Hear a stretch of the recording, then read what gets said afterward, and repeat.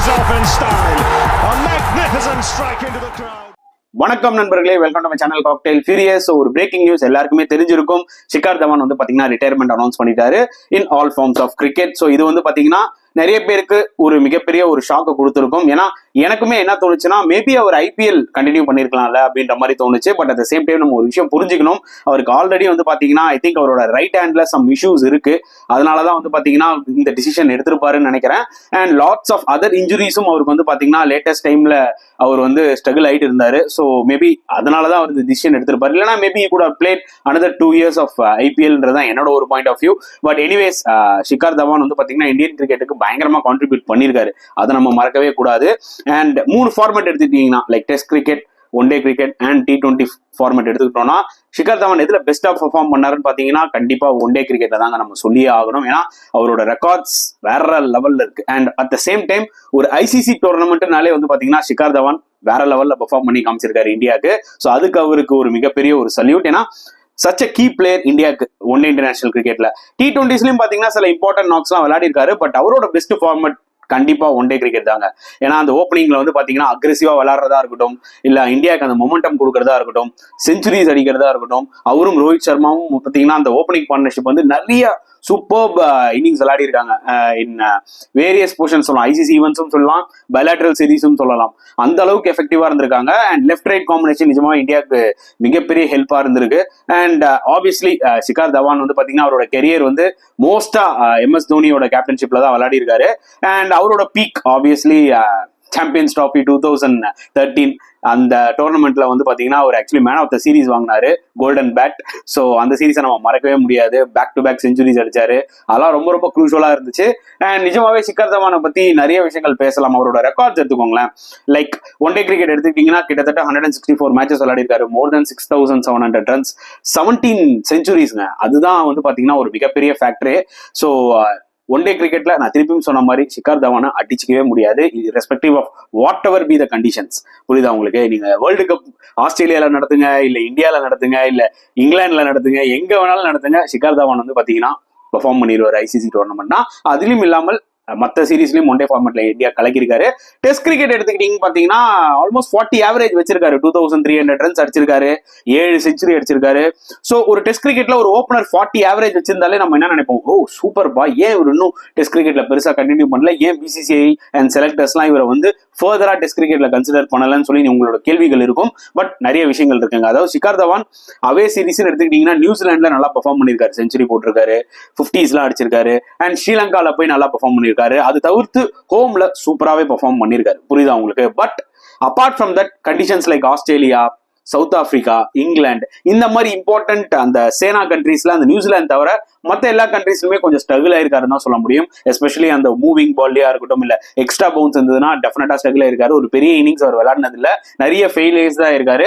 So அதனால வந்து பாத்தீங்கன்னா ஆப்வியஸ்லி ஷிகர் தவானுக்கு பதில் மற்ற யாராவது ஒரு யங்ஸ்டர்ஸ்க்கு போக வேண்டிய ஒரு கட்டாயத்துல பிசிசி அண்ட் செலக்டர்ஸ் தள்ளப்பட்டாங்க. அண்ட் அதுக்கப்புறம் ஷிகர் தவான் வந்து பாத்தீங்கன்னா பெருசா ரெட் பால் கிரிக்கெட்ல கான்சென்ட்ரேட் பண்ண மாதிரியும் இல்ல, ஒயிட் பால் மட்டும் கண்டினியூ பண்ணியிருந்தாரு. அண்ட் T20 ஃபார்மேட் எடுத்துக்கிட்டீங்கன்னா கிட்டத்தட்ட அதுலயும் வந்து மோர் தென் என்ன சொல்றது ஒரு 2000 ரன்ஸ் கிட்டத்தட்ட அடிச்சிருப்பாரு. பட் ஸ்ட்ரைக் ரேட் எடுத்துக்கிட்டீங்கன்னா 126ல தான் இருக்கும். ஸோ அந்த அளவுக்கு ஒரு பயங்கரமான இன்னிங்ஸ் விளையாடுனது கிடையாது ஷிகர் தவான் T20. மேபி ஒரு 77 runs I think against Australia ஒரு மேட்ச் செம்மையா விளையாடி இருப்பாருன்னு நினைக்கிறேன். அபார்ட் ஃப்ரம் தட் அவர் அடிச்ச அந்த ஒரு 11 50ஸா இருக்கட்டும், இல்ல 12 50ஸா இருக்கட்டும், அதுல எல்லாமே வந்து பாத்தீங்கன்னா ஸ்ட்ரைக் ரேட் ரொம்பவே கம்மியா தான் இருந்துச்சு. ஒரு சின்ன சின்ன நாக்ஸ் வேணா நம்ம சொல்லலாம். சொன்ன மாதிரி ஆஸ்திரேலியாவோட அந்த 78 ரன்ஸ் நல்லா விளையாடினாரு. அப்புறம் ஏஷியா கப் ஃபைனல் T20 ஃபார்மேட்ல அப்போ ஒரு இம்பார்ட்டன்டான ஒரு 50 அடிச்சு கொடுத்தாரு இந்தியாவுக்கு.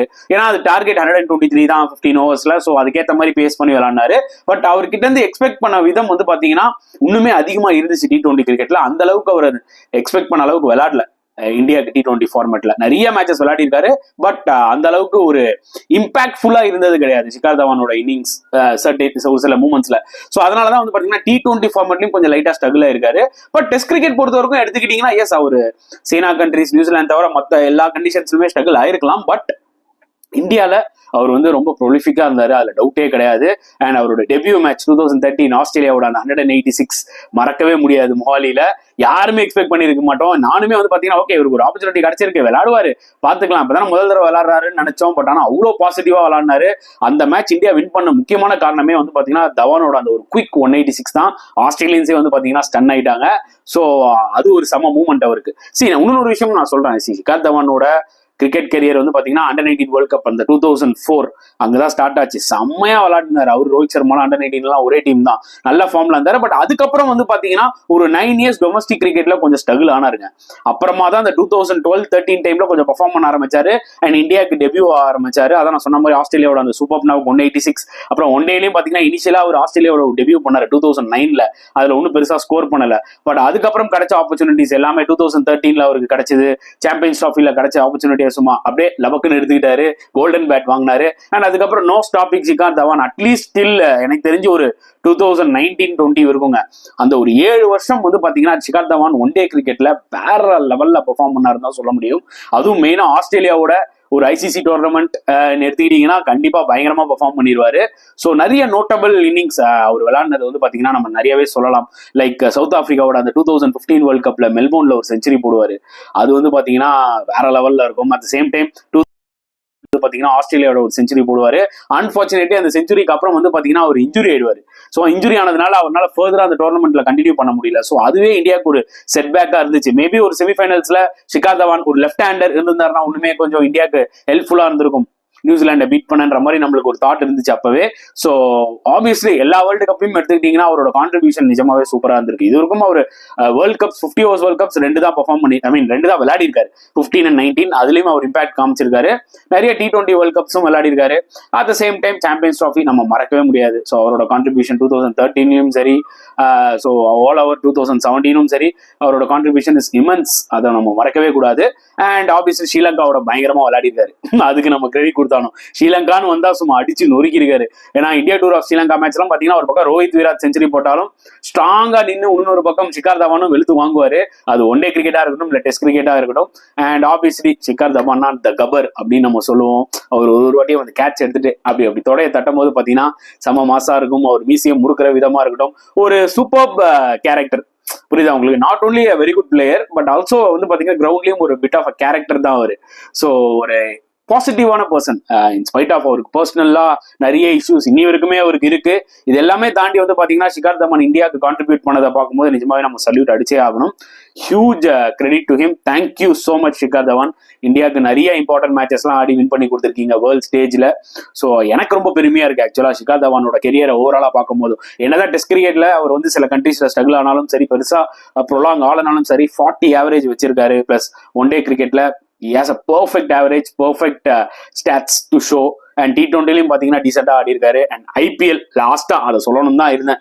ஸோ IPL பொறுத்த வரைக்கும் பாத்தீங்கன்னா அவரு ஒரு 4 டீமுக்கு ரெப்ரசென்ட் பண்ணிருக்காங்க. இனிஷியல் பாத்தீங்கன்னா மும்பை இந்தியன்ஸ்க்கு விளையாடி இருக்காரு, அதுக்கப்புறம் டெல்லி கேபிட்டல்ஸ்க்கு விளையாடி இருக்காரு, அண்ட் பஞ்சாப் கிங்ஸ் விளையாடி இருக்காரு, அண்ட் சன்ரைசர்ஸ் ஹைதராபாத். அவர் அதிகமா IPL விளையாடின டீம்னு எடுத்துக்கிட்டீங்கன்னா கண்டிப்பா அது சன்ரைசர்ஸ் ஹைதராபாத் தான் சொல்ல முடியும். சன்ரைசர்ஸ் ஹைதராபாத்துக்கு நிறைய கான்ட்ரிபியூட் பண்ணிருக்காரு. முக்கியமா அவங்களோட 2016 டிராஃபி வின்னிங் இருக்கு பாத்தீங்களா, அதுல என்னதான் ஒரு பக்கம் டேவிட் வார்னர் கலக்கினாலும் as a captain, as a batsman, அவருக்கு சூப்பரா சப்போர்ட் பண்ணது வந்து பாத்தீங்கன்னா ஷிகர் தவான் தான். ஸோ அதனால அவரோட கான்ட்ரிபியூஷன் டு சன்ரைசர்ஸ் வந்து பாத்தீங்கன்னா ஹோப்ஃபுல்லி SRHம் வந்து மறக்க மாட்டாங்க. என்னதான் லாஸ்ட் இயர் அவர் பஞ்சாப் கிங்ஸோட இருந்தாலும் சன்ரைசர்ஸ்க்கு அவர் கான்ட்ரிபியூட் பண்ணது வந்து பாத்தீங்கன்னா இமென்ஸ். அது கண்டிப்பா நம்ம சொல்லியே ஆகணும். ஸோ IPLயும் இனிமேட் நம்ம வந்து பாத்தீங்கன்னா ஷிகர் தவானை பார்க்க முடியாது. அது கொஞ்சம் வருத்தம் தான். ஏன்னா என்ன அதான் நான் சொன்ன மாதிரி அவருக்கு அந்த ஒரு ஹேண்ட் இன்ஜுரி மட்டும் வந்து இல்லாம இருந்ததுன்னா மேபி இன்னொரு 2 years IPL அவர் விளையாடி இருக்கலாம். பட் அவருக்கு நல்லா புரியும் இது ஒரு மெகா ஆக்ஷன். மேபி அவர் அன்சோல்டாக கூட வாய்ப்புகள் நிறைய இருக்கு டியூ டு இன்ஜுரி கன்சர்ன்ற மாதிரிலாம் சில நியூஸ் நான் பார்த்தேன். பட் அவருக்கு நல்லா தெரியுங்க, இந்தியன் பிளேயர்ஸ் பொறுத்த வரைக்கும் என்னைக்காவது ரிட்டையர் ஆகணும்னு டிசைட் பண்ணாங்கன்னா கரெக்டா ரிட்டையர் ஆயிட்டு போயிட்டே இருப்பாங்க. தே நோ எக்ஸாக்ட்லி எந்த டைம்ல ரிட்டையர் ஆகணும்னு சொல்லிட்டு. ஸோ அதை தான் ஆக்சுவலா ஷிகர் தவான் யோசிச்சு பண்ணிருப்பாருன்னு நம்புறோம். Respect to his decision. And once again திருப்பியும் சொல்றேன், ஷிகர் தவானோட கான்ட்ரிபியூஷன் டு இந்தியன் கிரிக்கெட் வந்து பாத்தீங்கன்னா அல்டிமேட்டுங்க, அதுல டவுட்டே கிடையாது. ஸோ ஷிகர் தவான் அவரோட contribution and as a person, as a character, அவரை பத்தி நீங்க என்ன ஃபீல் பண்றீங்கன்றத மறக்காம கமெண்ட் செக்ஷன்ல போட்டுருங்க. அட் த சேம் டைம் இந்த வீடியோ பிடிச்சிருந்தா லைக் பண்ணுங்க, ஷேர் பண்ணுங்க, முடிஞ்சா சப்ஸ்கிரைப் பண்ணுங்க. ஸோ நெக்ஸ்ட் வீடியோல பார்க்கலாம் ஃப்ரெண்ட்ஸ். அண்டில் தென் பாய்.